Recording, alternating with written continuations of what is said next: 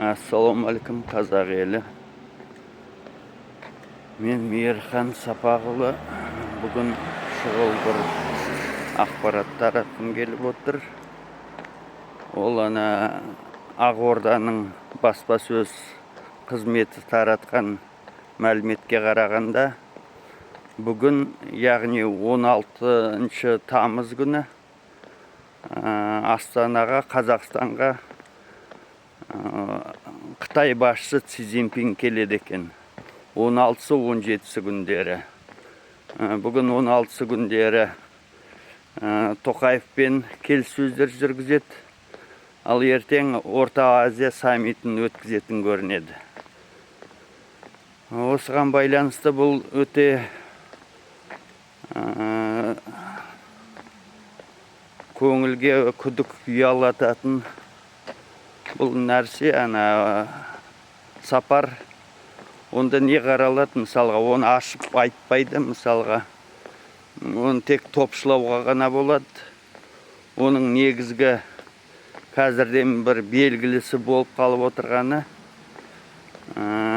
Қытай басшылығына, жалпы Қытай өкіметіне былтыр жалған референдумда қабылданған атом электростанциясын салу шешілген болатын ғой. Соны Қытайда алғысы келетін көрінеді. Олар Ресей ұсынған бағадан 2 еседен астам арзан бағаға және олардан жылдамырақ салып береміз деген ұсыныстар түскен екен. Енді ол 5,5-6 миллиард доллар дейді.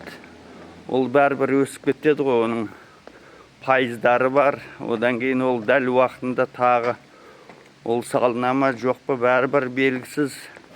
Бірақ Ресейден арзан істейміз дейді. Оның бәрін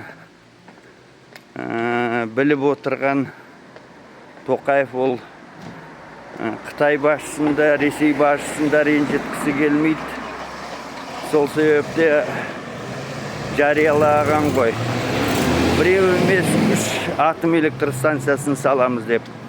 Ол енді ол талас болатын білгендіктен бәріне жағынуды ойлап отыр. Ол Қазақстанды ойлап отырған жоқ. Оның болашағын, мысалға, оның қауіпсіздігін, одан кейін ол өте қымбат және ұзақ салынатын. Ол тек қана бір атом электростанциясын Қытайға, біреуін Ресейге, біреуін француздарға да бермек ойы болу керек. Әйтпесе Ресей мен Қытайға беріп қойса, француздар қарап қалмайды, Макрон дау шығарады. Содан кейін оның да көңілінен шығу керек. Осындай бір бәле болып отыр. Бұл ғана саяси жезөкшелік, саяси алаяқтық дейді. Мысалға, біздің Тоқаевтың осындай барып отырға, ол ешқандай дипломат емес. Осыны айтуға болады. Ал енді неге келсек, ертеңгі саммит, ол тағы да ол да бір жақсы не емес. Мысалға, қазір Қытай мен Америка құрама штаттарының арасында не жүріп жатыр ғой? Бәсекелестік, сауда соғысы Трамппен. Ол енді мына Қытайдың бір несі бар ғой? Бір белдеу, бір жол деген, один пояс, один путь деген. Осыны Қазақстан мен Орталық Азия елдері арқылы өткізбек. Ол ертеңгі күні қалай болады, мысалға, ол қандай ұсыныс болады? Өзіміз салатын іштеме жоқ, оның бәрін Қытайға беріп қояды ғой. Ол темір жол болсын, басқа да жолдар болсын, құбырлар болсын, мысалға, мұнай немесе басқа да.